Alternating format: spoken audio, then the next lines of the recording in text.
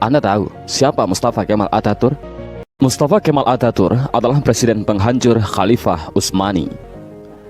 Dialah presiden pertama dari Republik Turki sekuler. Dialah dalang dibalik kekacauannya Khilafah Utsmani sampai Khilafah Utsmani harus runtuh pada 3 Maret 1924. Mustafa Kemal juga yang menghapus segala bentuk hukuman syariah. Dia yang menghapus hukum potong tangan bagi pencuri, hukum rajam bagi penzina, hukum qisas bagi pembunuh, lalu digantinya dengan hukum penjara.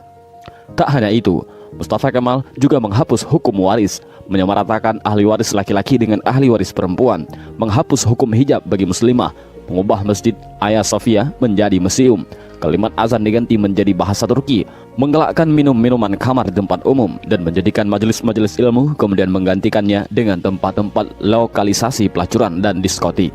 Saat itu, Mustafa Kemal awalnya menderita penyakit kulit, namun Mustafa Kemal menderita penyakit tambahan yakni malaria, lever, dan penyakit kelamin.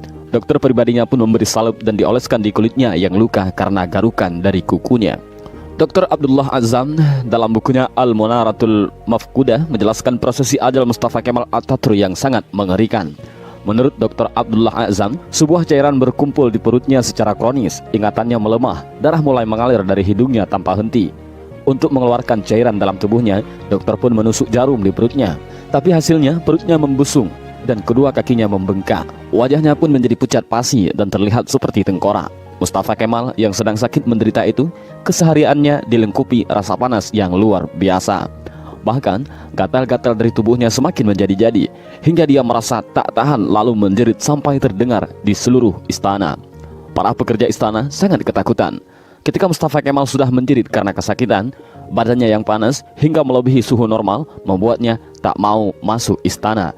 Dia meminta dibawa ke tengah-tengah laut untuk menurunkan suhu tubuhnya.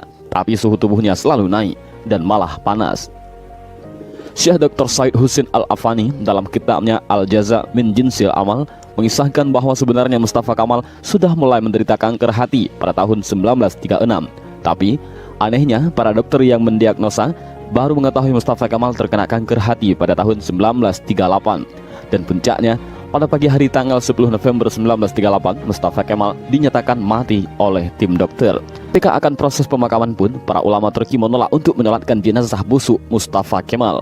Baru di hari ke-9, atas desakan dan permintaan dari adik perempuan Mustafa Kemal, barulah para ulama dan rakyat Turki mengkafani, menyolatkan dan menguburkan Mustafa Kemal. Tapi, naas, ketika jenazahnya akan dimasukkan ke bumi, jenazahnya terlempar ke atas. Para penziarah dibuat repot oleh hal ini. Untuk para ulama sepakat untuk menimbun jenazah Mustafa Kemal dengan bebatuan di bukit di Ankara.